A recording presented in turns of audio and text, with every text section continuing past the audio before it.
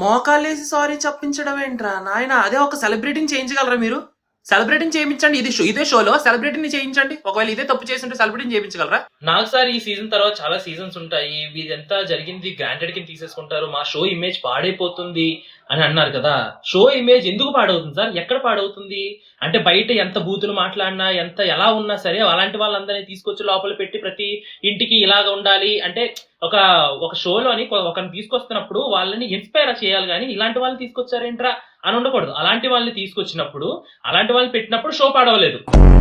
అసలు అక్కడ తోసినోడికి ప్రాబ్లం లేదు, తోయించుకున్న రీతు గారికి ప్రాబ్లం లేదు, మధ్యలో అంత సేపు డ్రాగ్ చేయాల్సిన అవసరం ఏముంది సార్? లాస్ట్ టైం రాము తనుజ విషయంలో కూడా అలాగే, తనుజని ఏదో అనేది అనుకున్నా, రాము వచ్చేసి నాకు ఓకే సార్ అన్నాడు. అది ఈ రోజు ఒక మీమ్ కింద చేశారు.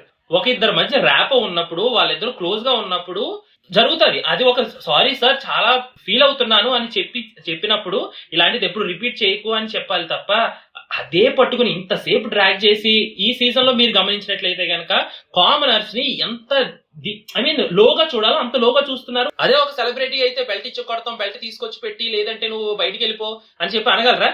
అసలు అక్కడ ఏ కంటెంట్ లేక అసలు టీఆర్పీ మొత్తం పడిపోయి అన్ఫేర్ గా చేస్తూ మళ్ళీ ఆడియన్స్ ఓట్ చేసి బయటకు పంపించిన మళ్ళీ లోపలికి తీసుకొచ్చినప్పుడు కూడా షో పాడవలేదు. ఇప్పుడు మాత్రం షో పాడైపోతున్నాడు. నాకైతే కోపం వచ్చింది. అసలు ఏ కంటెంట్ లేనప్పుడు ఈయన ఏదో అంటే ఈడు కొంచెం పైకి లెగుస్తున్నాడు, ఈ టాస్క్లు బాగా ఆడుతున్నాడు అని చెప్పి ఇది కూడా పాయింట్ అవుట్ చేసి ఆయన్ని కొంచెం లో చేద్దాం, ఆడియన్స్ లో బ్యాడ్ చేద్దాం. ఆడేం బ్యాడ్ అవ్వట్లేదు, మీరే బ్యాడ్ అవుతున్నారు సార్. షో బ్యాడ్ అవుతుంది. షో ఇంకా అంత అన్ఫేర్ గా చేసినప్పుడు షో ఇంకెందుకు బ్యాడ్ అవ్వకుండా ఉంటుంది చెప్పండి.